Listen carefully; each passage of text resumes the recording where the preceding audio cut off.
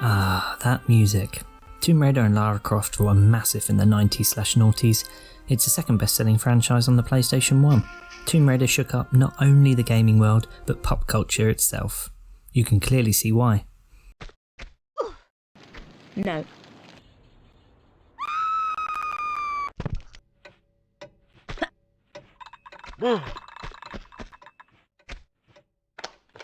Or maybe it's more down to these two reasons. But anyway, when I bought my shiny new PlayStation, I got 2 games with it. Tomb Raider 2 and Colin McRae Rally. I loved both games, but it's fair to say one aged somewhat better than the other. Not that one.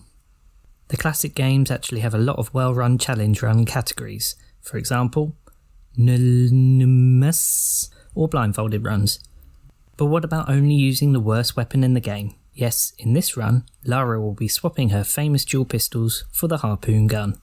Full disclaimer, this isn't the first time this challenge has been done on YouTube, but all videos I found of Harpoon only runs were long plays/let's plays, none that were edited into highly enjoyable highlights, with entertaining commentary and witty chit chat. So by posting this video, there still won't be any. Like and subscribe. So the rules of the game. Simply beat the game following the rules of a glitchless run. No naughty glitches like this, but exploits and skips are allowed. The only gun you can use to harm enemies is the Harpoon gun. Yes, environmental interactions, if required, won't end the run, but they will be noted so you can decide if it's a fail. There is a mod that exists that switches all weapons and ammos to harpoons, but I'm not good enough with computers to do that. Nerds. I'm going to use the weapon cheat. The only caveat to this rule is that the weapon cheat gives you not only guns, but also small and large med packs. Obviously I'm not going to use any health gained by using this cheat. I'll keep a count on screen. With the rules clarified, strap on the dual pistols and get your passport ready. On your marks, set. Level 1 begins in China at the base of the Great Wall, as Lara begins her search for the Dagger of Qian, an ancient artifact that turns those that stab themselves in their own heart into a dragon. Well, no pain, no gain, I guess. I immediately do the weapon cheat in order to equip the Harpoon gun and... oh, wrong code. That's better. Wow, look, we're lucky enough to have stumbled across a rare Chinese tiger. With only 50 left in the wild, I think it's time to test out how effective the Harpoon is. Not too bad, only a few poons to take it out. I think the challenge is obviously going to be the very limited range, as well as the 4-shot magazine size. There's a few other enemies in this level. Some crow.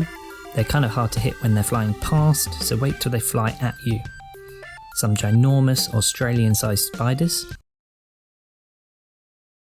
With these, just keep moving and you'll be fine. Oh, and this. Wow, I did not expect to kill Jurassic Park without being munched. That's a good omen. Anyway, I take the zipline down and... oh. Anyway, I take the zipline down and sprint for the door to the dagger, which is inevitably locked, but we're not alone. Now Lara, you can't use those or you'll fail this challenge. Yes, a mad lad called Marco Bartoli is also after the dagger, so we're off to Venice to search for the OG. Aha, Gianni Bartelli, Via Caravelli, Venice. The start of the level has a few enemies, 2 dogs and a Bartoli henchman, all need dispatching. The latter drops a small med pack though. There's also a thug high up on a balcony shooting at you. He's not really a problem though, just don't hang about. Oh yeah, and this happened, which resulted in a reset. Windows could cause a problem as you normally shoot them, but luckily, or maybe realistically, harpoons also smash glass.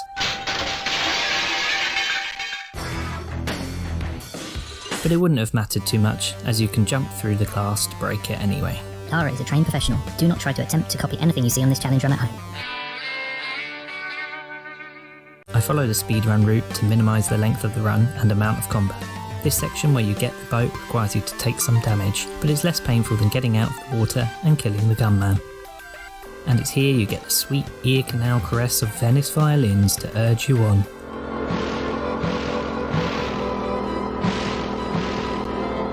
Beautiful, well except for the engine drone. I get stuck in shallow water and caught out by the low roof here, dying once. But without any more drama, I explode the mines casually left in the Venice canals. That's not good for the Venice tourist board. And progress on to level 3, Bartoli'S Hideout. There's quite a few enemies here. Well, it is bad guy hideout after all. The baseball bat goons are painful if you get trapped in an awkward place, especially with the janky 90s control system. But brains beat brawn. After pulling the switch, wait for the bat guy to turn up so he has to climb up to you to give you time to fill him with whatever material harpoons are made out of. Harpoonanite? Another ambush after pulling this switch, this time from a gunman. Wait round the corner so he doesn't shoot you the length of the corridor. Try and keep behind the gun guys by jumping and rolling so they can't shoot you.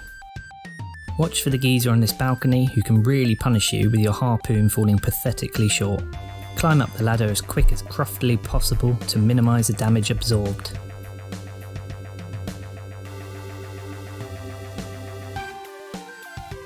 After sorting the screen res out so I can actually see my health, I take the first health pack of the run before dropping down into the next room.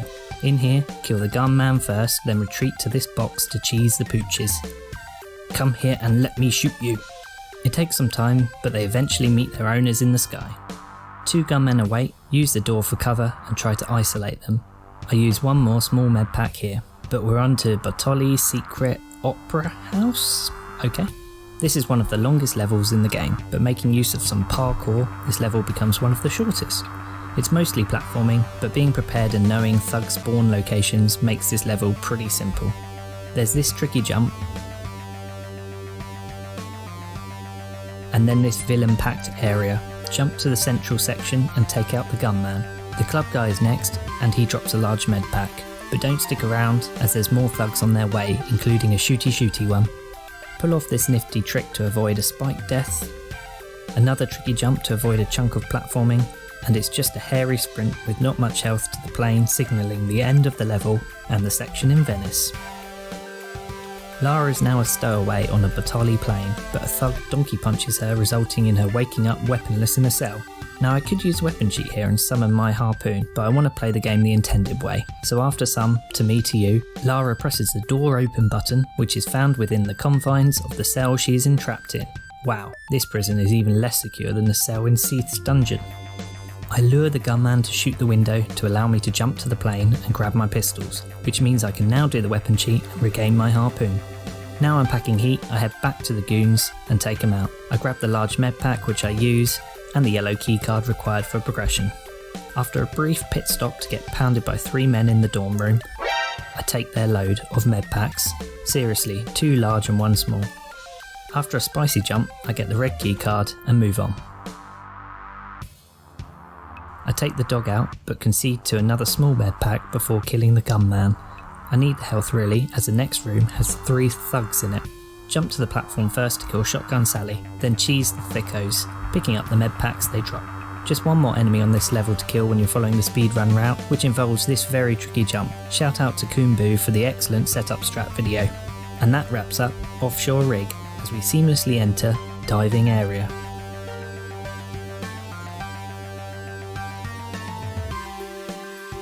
An awkward section to begin, as there is a high risk of this happening.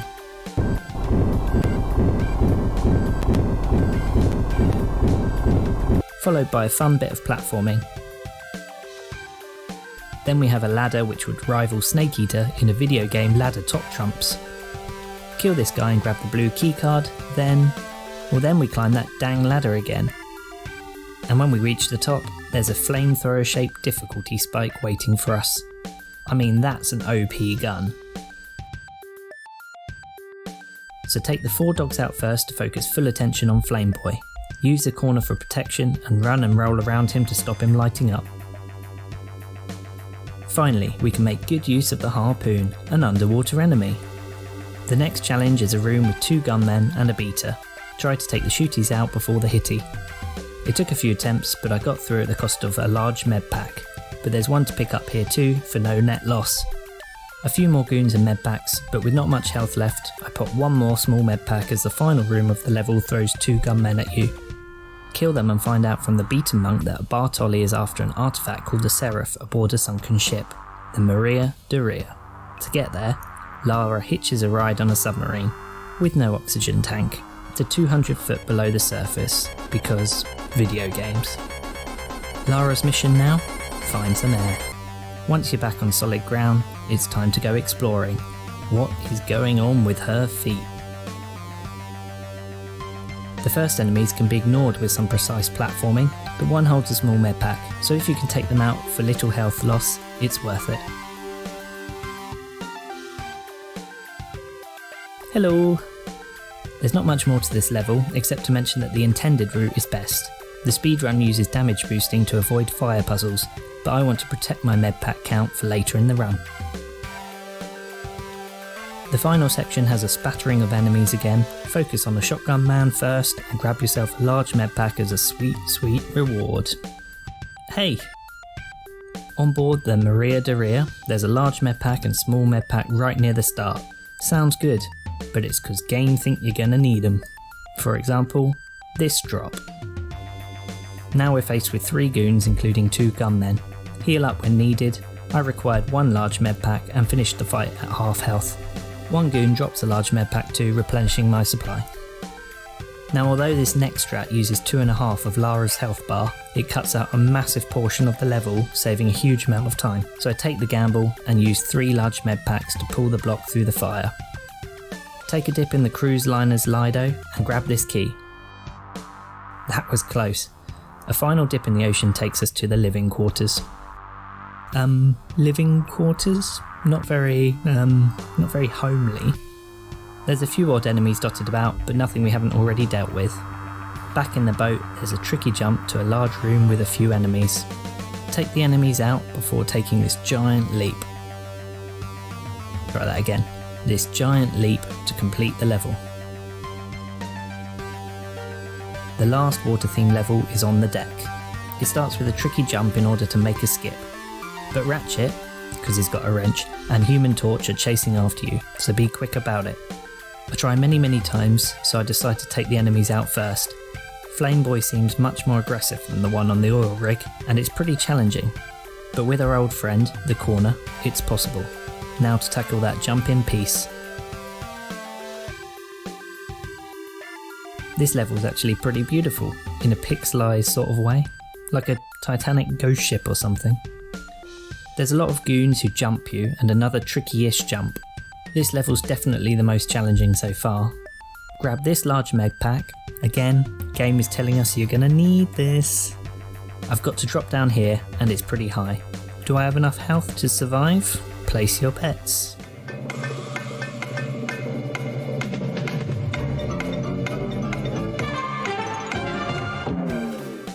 No.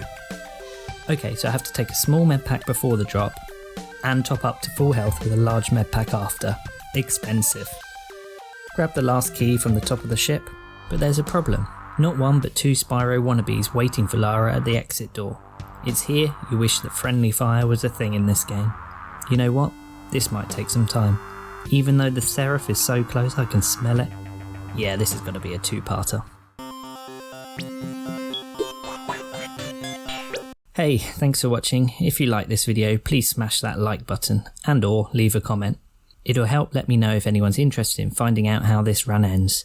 The more people that I know watched and enjoyed, the quicker I can get to part 2. Please subscribe if you haven't already, and here's some other vids on the channel. And as always, I'll see you in an 8-bit.